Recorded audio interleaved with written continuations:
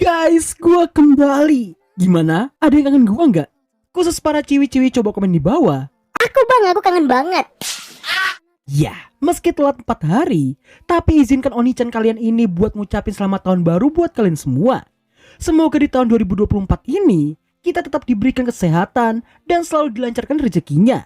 Dan ingat, tetap semangat walau resolusi di tahun 2023 belum tercapai sepenuhnya. So, gua akan membuka konten perdana di tahun ini dengan satu alur cerita anime yang gua jamin bakalan seru edan. Karena meski disebut anime isekai, tapi awal-awalnya kalian gak bakal nyadar bahwa anime ini adalah anime isekai. MC-nya itu cowok overpower yang bisa ngelain pakai. Gimana kah ceritanya? Yalah, daripada kalian penasaran sampai gabut ngitungin helai bulu ketek kalian, mending kalian nge-push dulu tombol subrek, like, dan sekalian aktifin lonceng notifikasi di bawah biar kalian semua gak ketinggalan video gua yang lainnya. Oke, tanpa berlama-lama lagi, inilah dia Isura episode pertama.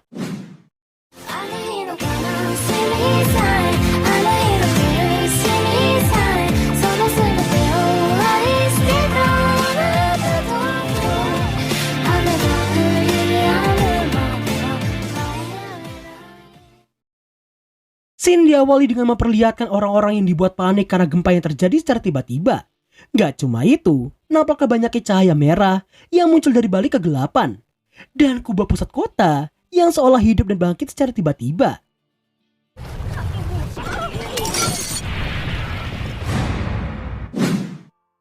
Scene kemudian mundur tepat sebelum itu semua terjadi. Kota yang kita lihat tadi rupanya memiliki nama kota Labirin Nagan. Di kota itu, nampaklah seorang gadis yang bernama Yuno yang sepertinya pengen banget berteman dengan seorang gadis yang bernama Luceles. By the way, kalau kalian ngira MC-nya itu si Yuno, kalian salah besar guys. Karena MC sebenarnya belum muncul di menit awal. Dan ini masih sekedar prolog aja. Saking pengennya si Yuno buat berteman sama Luceles ini, hal itu terus membuat Yuno memperhatikannya sepanjang kelas teori sihir berlangsung. Sampai suatu ketika nih ya, mereka jadi sangat dekat karena si Luceles ini yang meminta untuk diajarkan sihir kekuatan padanya. Dan diketahuilah, kota yang mereka tinggali saat ini rupanya dibangun dari pusat labirin besar sang Raja Iblis. Sekaligus menjadikan kota Labirin Nagan sebagai kota para cendekiawan dan kota para penjelajah.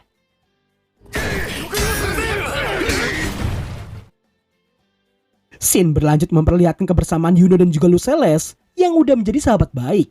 Belajar hafalan sihir, metik tumbuhan tapi beracun, makan bersama, sampai bersantai bersama-sama.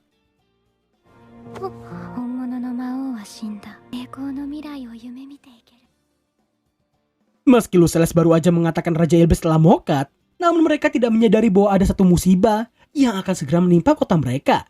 Kita pun akhirnya dibawa ke scene awal tadi, di mana tidak hanya warga kota yang harus mokat karena tertimpa reruntuhan bangunan di sana, tapi bahkan Luceles pun turut mendapatkan kesialan yang pasti akan membuat kalian semua gak menduga momen ini sama sekali.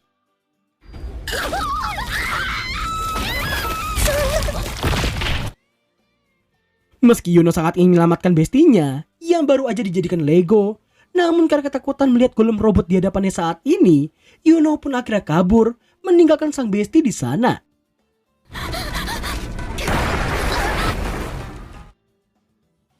Di saat Yuno yang berhasil menjauh dari kota, dirinya seolah tak percaya kota yang baru aja ia dan Luceles lihat sore tadi kini telah dibanjiri oleh lautan api yang sangat membara. Melihat hal itu, tentunya Yuno yang putus asa pun berpikiran seharusnya ia juga mokat di sana.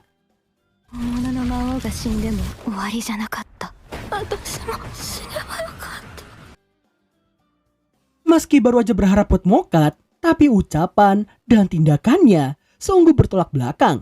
Di mana Yuno terlihat berhasil menembakkan sihirnya tepat mengenai seekor golem robot yang muncul di belakangnya. Terkejut karena sihir lemahnya mampu menumbangkan monster itu, dirinya pun kesal dan menyalahkan dirinya sendiri yang seharusnya bisa menyelamatkan bestinya tadi. Namun tak lama kemudian, selusin golem robot itu terlihat mulai mendekatinya.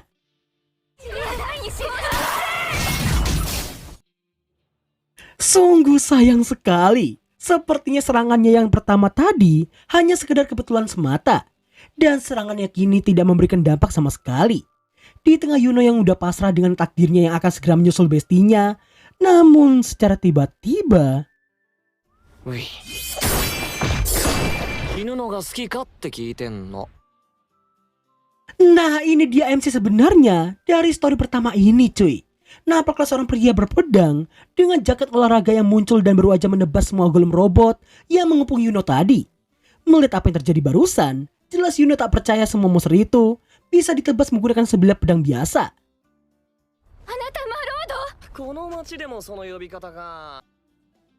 Iya, cowok aneh tapi overpower ini rupanya adalah pengunjung dari dunia lain, alias dari bumi. Cowok itu kemudian memakan tanaman beracun karena belum makan apapun seharian. Dirinya pun bertanya pada Yuno apakah ia memiliki makanan atau tidak. Tapi bukannya menjawab pertanyaannya, Yuno malah mengutarakan keputusasaannya karena kotanya kini telah hancur lebur. Dirinya pun sangat kesal karena si cowok katana yang seolah meremehkan situasi mereka saat ini. Dan bertanya apakah ia yakin bisa menebas golem robot super jumbo itu hanya bermodalkan sebilah pedang usang saja. Di saat si Yuno yang merasa yakin golem itu pasti diciptakan untuk mengalahkan sang raja iblis, secara tiba-tiba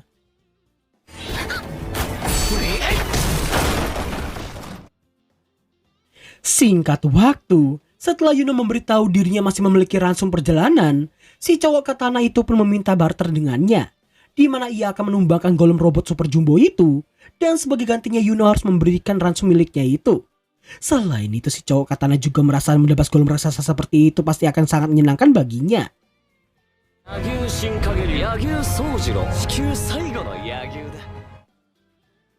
Setelahnya, Sojiro meminta untuk diajarkan sihir kata seperti yang tadi dilakukan oleh Yuno. Tapi Yuno melarangnya karena sepengetahuannya para pengunjung dunia lain tak akan bisa melakukannya. Karena perbedaan pemahaman antara konsep hukum sihir dengan hukum fisika. Dan alasan kenapa mereka bisa saling berkomunikasi gak lain karena sihir kata yang dimiliki oleh Yuno. Merasa gak paham, Sojiro pun merasa pedangnya jauh lebih baik ketimbang sihir katanya. Setelah cukup banyak larangan dari Yuno yang merasa tak mungkin bisa memintanya untuk beradu mekanik lawan golem jumbo itu, namun jelas semua itu tak akan bisa menghentikan Sojiro, si penggila perang.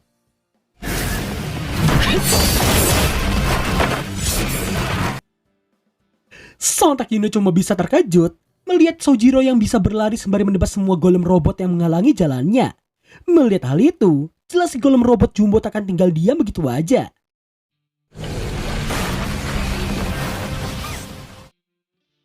Serangan barusan tentunya belum cukup untuk menumbangkan Sojiro, sang Yagyu terakhir. Dirinya nampak berlari di pergelangan tangan si golem robot dan terlihat dibidik oleh banyak sekali tembakan panah dari berbagai arah. Namun yang terjadi,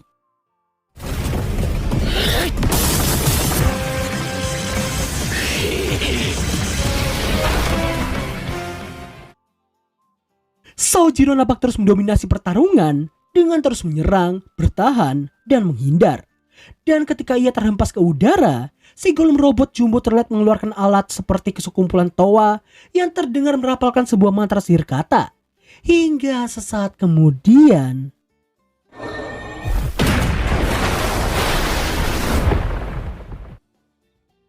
sungguh wedan sekali. Meski ulti si golem robot jumbo itu sangatlah dahsyat, tapi Sojiro masih mampu menghindarinya dan justru melakukan counter attack yang sangat epik padanya.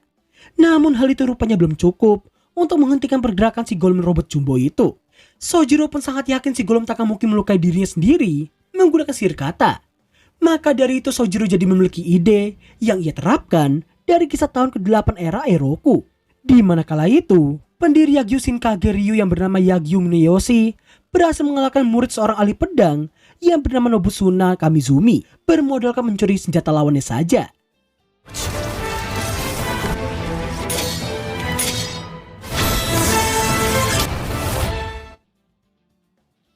Bersama dengan tumbangnya golem robot jumbo itu, semua golem robot kecil pun juga ikutan berhenti bergerak. Yuno pun dibuat seolah tak percaya karena Sojiro yang benar-benar berhasil mengalahkan monster raksasa itu. Tapi bukannya bersyukur atau bahagia, Yuno justru menduga golem labirin itu bisa bergerak karena ulah Sojiro yang hanya ingin bersenang-senang saja. Di saat Sojiro yang terlihat mendekatinya, Yuno langsung bertanya gimana caranya ia bisa menumbangkan monster raksasa seperti itu. Namun Sojiro hanya memberitahukan bahwa dirinya hanya membayangkan jadi penciptanya saja. Di mana ternyata meski terlihat sangat barbar, tapi Sojiro memiliki analisa yang sangat tajam soal lawannya. Dirinya mengetahui bahwa segel jiwa monster itu tak akan mungkin ada di kakinya karena terlalu dekat dengan tanah. Sedangkan pinggulnya terlalu memikul banyak beban tubuhnya. Dadanya hanya berfungsi sebagai pelontar ulti, dan kebiasaan si golem yang selalu menyerang menggunakan tangan kirinya, maka dari itu yang tersisa hanya tinggal tangan kanannya saja. Setelah memberikan ransumnya, bisa-bisanya Yuno menyalahkan orang-orang overpower seperti si Sojiro, yang ngebuat hidup orang lemah sepertinya jadi tak memiliki arti sama sekali. Di mana orang lemah hanya bisa diam tak bisa melakukan apapun di saat semua hal yang dimilikinya hancur dan diinjak-injak. Di tengah Sojiro yang bingung mau pergi kemana habis ini, secara tiba-tiba Yuno memberikan saran supaya Sojiro pergi ke Oreatia. Mendengar kota itu yang memiliki orang-orang yang sangat kuat, karena dewannya yang telah mengumpulkan semua hero dari seluruh dunia, jelas Sojiro pun sangat bersemangat dan memutuskan buat pergi ke sana. Dalam hati Yuno mengatakan mau sekuat apapun Sojiro, namun pasti banyak orang di luar sana yang tak mungkin kalah darinya. Yang mana ternyata alasan Yuno yang menyarankan supaya ia pergi ke Oreatia, karena di sana terdapat seorang jenderal overpower yang bernama Rosclay sang mutlak. Selain itu, ada juga Torwa si paling mengerikan yang bersembunyi di pegunungan White. Ravnir sang segel kebenaran yang konon katanya menguasai sistem kelima sihir kata yang tidak dikenal oleh siapapun. Ada pula pengunjung dunia lain yang bernama Kazuki Sinada Hitam yang telah membebaskan benteng es 9 tahun yang lalu. Dan ada pula makhluk misterius yang bernama Luknoka sang musim dingin.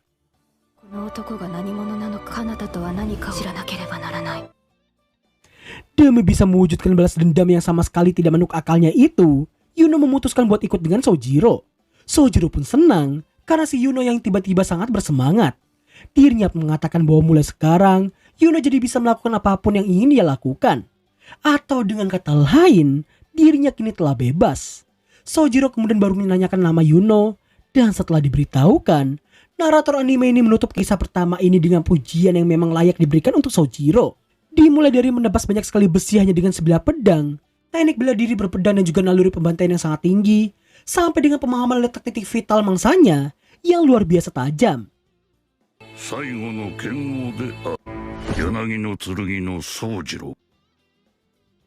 Dan berakhirlah alur cerita anime Isura episode pertama. Gimana? Vibe awalnya bener-bener kayak dunia fantasi sihir biasa kan? Tapi ternyata nih anime punya unsur isekai coy.